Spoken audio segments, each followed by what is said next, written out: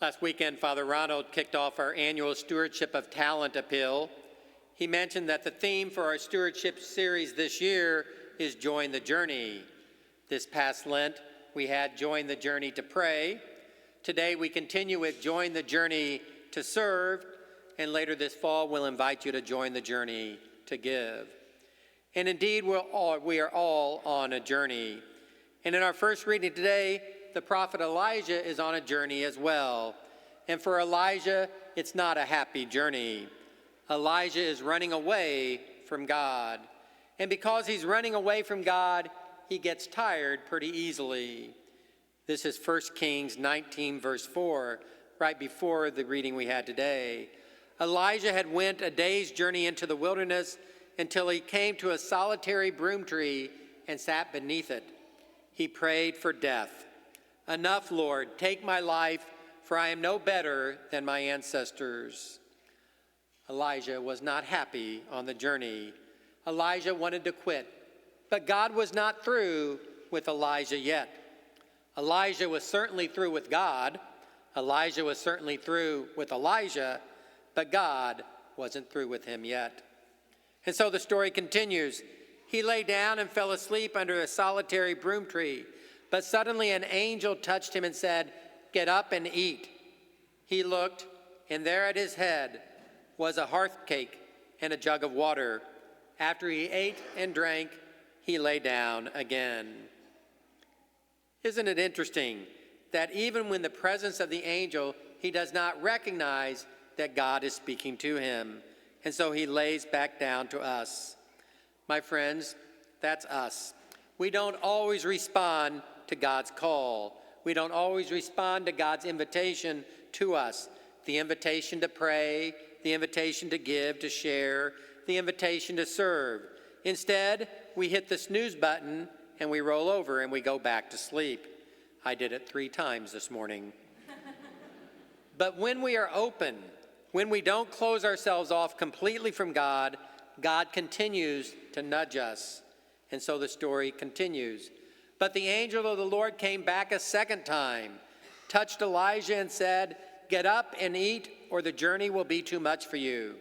He got up, ate and drank, then, strengthened by that food, he walked 40 days and 40 nights to the mountain of God, Horeb.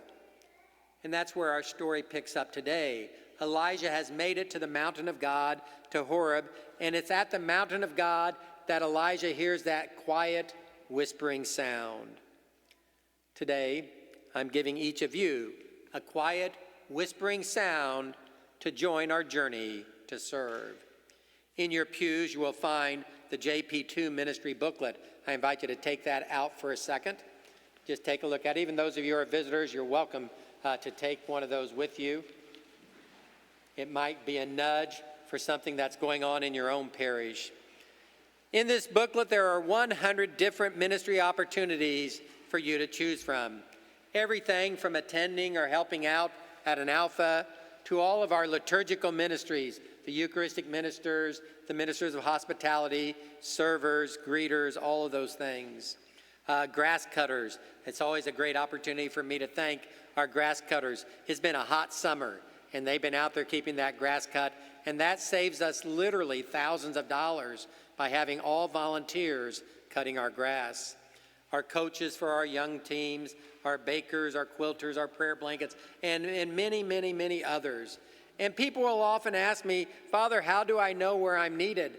And I always say that's the wrong question. The question isn't about what do we need. The question is about what are the gifts and talents that God has given to you that you can place back at God's service. What are you passionate about? What gives you joy? Because the place where you are gifted, the place where you find passion and joy, that's where you should serve, because that's how God has designed you, and he's not designed any of us in the same way. Elijah becomes successful when Elijah submits himself to God's will. We become successful when we use our gifts and talents at the service of others. I recently read a wonderful story about a new pastor in a downtown church in Indianapolis in a center city area, so kind of a rough area of town. and he talked about wanting to build up the ministries in his church. And the first person he hired to do that was from outside of his congregation. But for one reason or another, that person didn't work out. And at a meeting of his leadership team following his resignation, someone suggested that perhaps instead of looking outside the church, they should look inside the church. Maybe there's somebody in the church already who has those gifts and those talents. And so they had a young man who was full of energy, and they invited him to join the team as their director of ministries. His first job was to go out and interview all the people in that congregation to find out what are your gifts and talents, and then connect them to the needs in the congregation. And so he goes out to speak with one middle-aged lady, a single mother on welfare, he said. And she said, "I don't have any gifts or talents. There's nothing I'm really good at." And he said, "Come on, there has to be something that you're good at." She says, "Well, I cook okay." And he remembered at that moment that they had an upcoming event of several local pastors. And he said, "Would you fix the meal for that? We'll pay you. Will you fix the meal for that?" And she did. And because and she was all over it. She was excited about doing it because it was her one gift and because someone asked her to utilize that gift. Long story short, there were two ministers at the meeting who loved the meal so much that they asked her to cater upcoming events for them. Today, this single mother who was on welfare, today she's working full-time, operating her own catering business, and she employs 6 other people. When your giftedness meets the needs of the world, that's where you find joy in serving. With each ministry book, you'll have a listing and you'll find a description. This is an example of one. Dinah's right here with us this morning. No, go back to the other one. All right, Dinah Tichy is the one who directs our scripture reflection writers. These are the people who write those reflections that many of you get in your email every morning.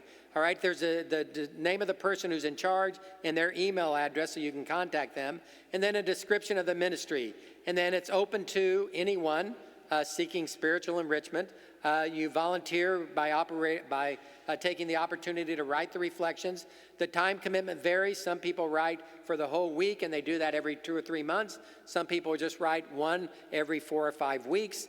So you have an opportunity to do that. And then the spiritual gifts, those were taken back when we were doing the spiritual gifts course a little more often. But that just gives you an idea. If you have like to help, if you have serving, you like doing that. If you have think you might have some wisdom in you that you'd like to share, then it's in that. Now, when you sign up for that, and there's a listing of the way you sign up for that with our intention card, which is in the center of each book. And this we've made this hopefully a little bit easier. Your name, phone number, email, and then the ministries you'd like to continue in, listed at the top, and then below that, any new ministries you'd like to explore. All right, and then hopefully, if you sign up for something new, you'll be contacted by one of our ministry heads. Now, we do our best to contact everyone who signs up for new ministries, but if your name happens to fall through the crack, don't let that be an excuse not to serve. The contact person and their email is under each ministry. If you don't hear from them in the course of the next month, I would say by the end of September, give them a call and say, "Hey, I signed up for this ministry. I haven't got a phone call yet, but I'd really like to do it." And if you are a ministry head, if you have your name in that book, please, please, please, when we send you the names of people who are new ministers in your area, please contact them quickly. Do that quickly so that they know that we're interested. Even if your ministry is something that isn't going on right now, maybe it's turkey shooting and doesn't go on for a couple months, still contact them and let them know that they are on your radar screen.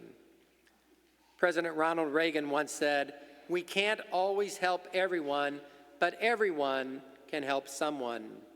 Martin Luther King Jr. said, "Everyone can be great because anybody can serve." You don't have to have a college degree to serve. You don't have to make your subject and your verb agree to serve. You only have to have a heart full of grace, a soul generated by love. And Jesus himself tells us, "Whoever wishes to be great among you will be your servant." So, following the advice of Jesus, be great. Be great. Join the journey to serve.